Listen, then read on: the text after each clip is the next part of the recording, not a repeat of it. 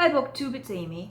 So I made a cup of coffee here and I thought I would sit down and film a tag, and I've noticed in the last couple of days several people have done this random 20 questions tag from Steve Donahue, and so I thought I would jump on here and do it as well.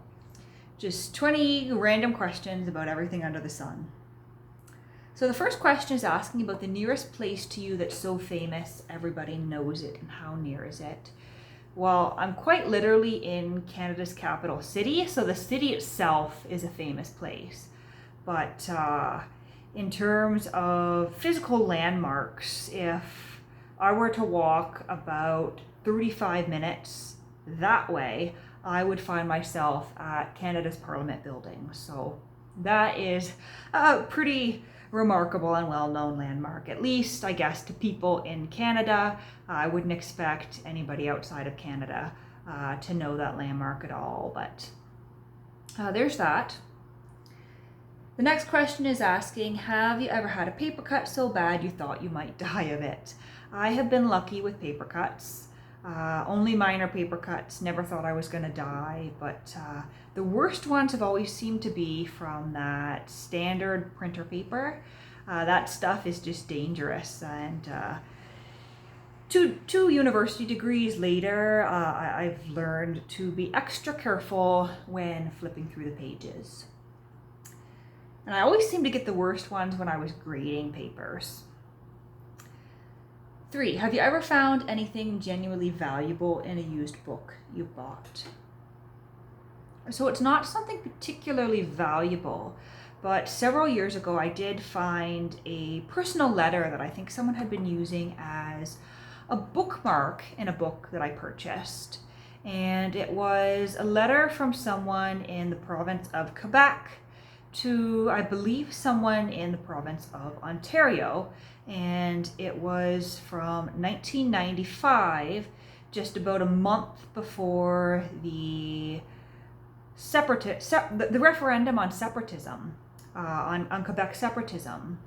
And the person from Quebec was writing in a mix of French and English to their friend in Ontario about this referendum and how they weren't sure how things were going to go, but they were hoping that Quebec would not be separating. And so that was not particularly valuable, but certainly very interesting to find. Have you ever read, met, or married Jacques Barzun? No, I have not. 5, aside from your pets, what is the specific non-human animal you see most often? Well, unfortunately, it tends to be seagulls and Canada geese. Now, the seagulls I don't mind. They're not very attractive birds, but they exist. The Canada geese look very majestic and lovely from a distance, but they are vicious birds, and anytime you see them in your path, you have to be a little bit careful and tread lightly and carefully around them. There's a joke about someone who had recently learned English and come to Canada, and they were asked how they liked Canada, and they said, well, it's a very nice country, but I don't like the snake chickens very much because, well, they're birds and they will hiss at you like a snake.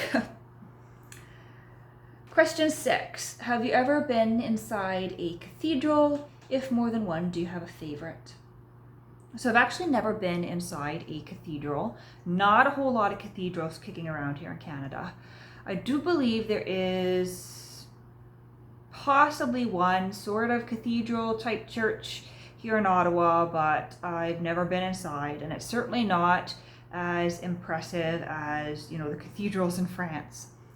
And I did see the outside of a cathedral in Guelph, Ontario, but once again, just from the outside, never been inside. Have you ever been actually seeing and hearing things delirious? No, I have not. I've been lucky enough never to be delirious, but I guess there's still life left. 8, do you have blood relatives who read for pleasure? Yes, I do. So my mom's side of the family are big readers. My grandparents on her side of the family both read. My mom reads herself, and my sister also reads. Although I tend to have vastly different taste compared to them. So who knows where I got my reading taste from. My mom likes the Christian romances and the lighter fiction, and here I am, I don't know, reading all sorts of different things that she would never want to pick up. And there have been moments where I've tried to recommend a book and she'll open it and she'll be like, well, this isn't really my sort of book. And my sister has different reading taste as well, so who knows how I got into what I got into. 9. How many species have you smooched smack dab on the lips? So just other humans. I am not really an animal person. I am not ashamed to admit it, but I am not a dog person. I don't mind looking at pictures of cats, but I'm not sure a cat and me would really get along. I'm just not an animal person, and you know, I respect animals, but I don't want them near me. And dogs, for instance, dogs make me nervous. And because I am nervous around dogs, the dogs get nervous, which makes me more nervous.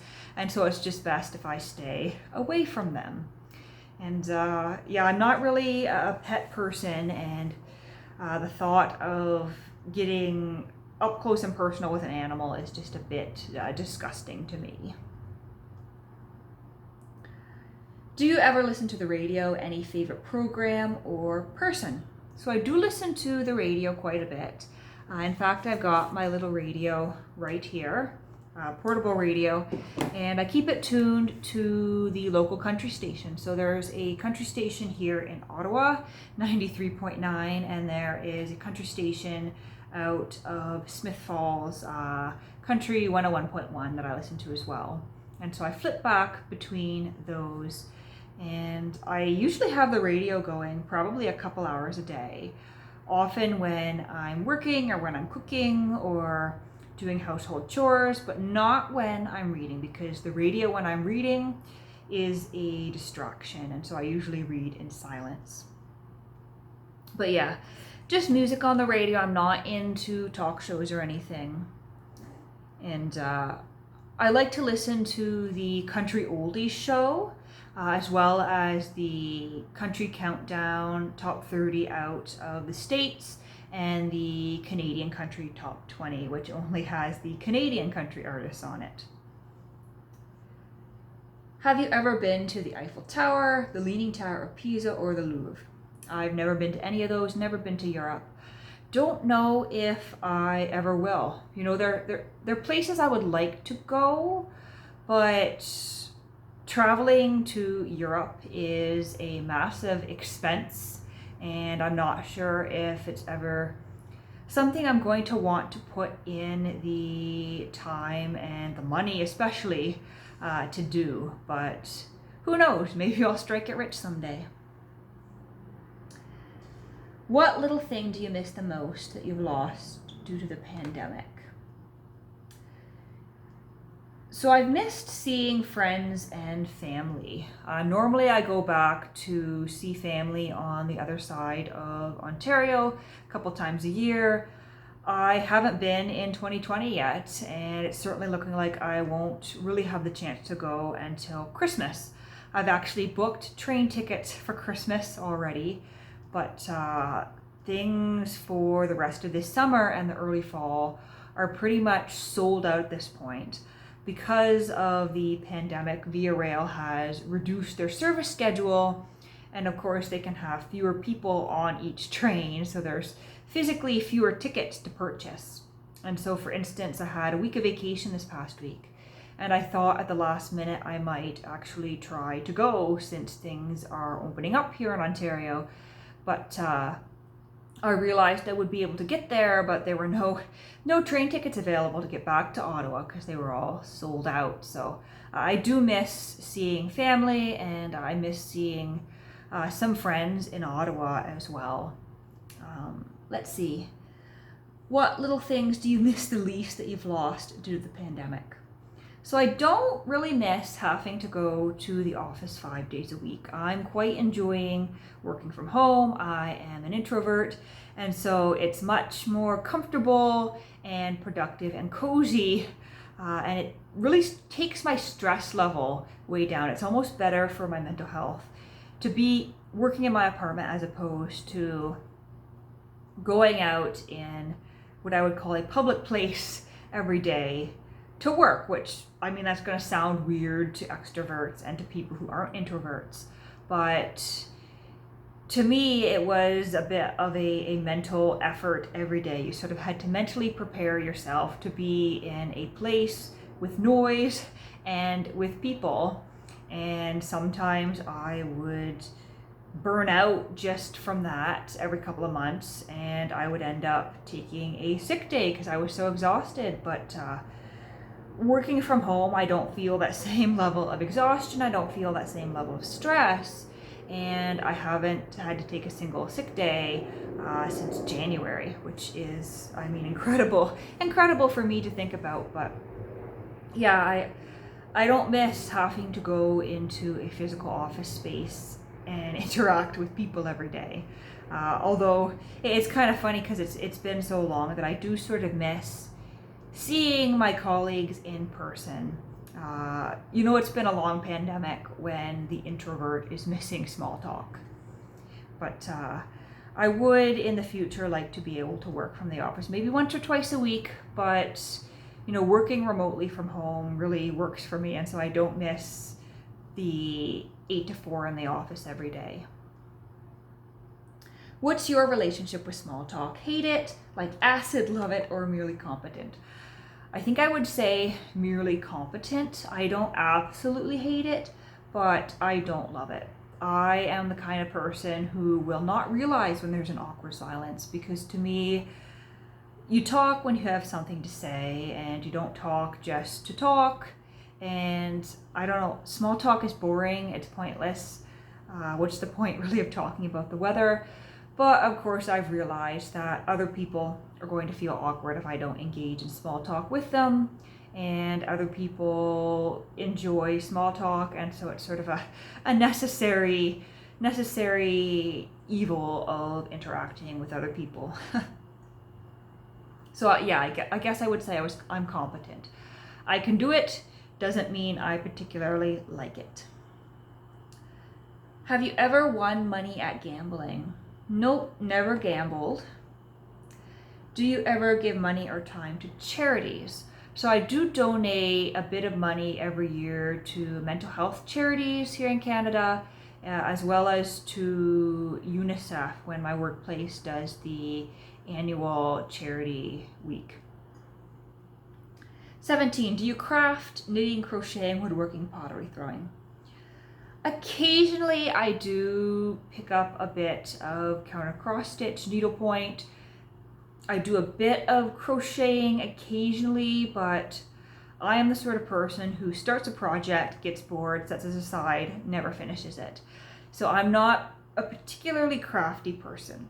Usually I end up abandoning it so that I can read or do something that captures my interest more.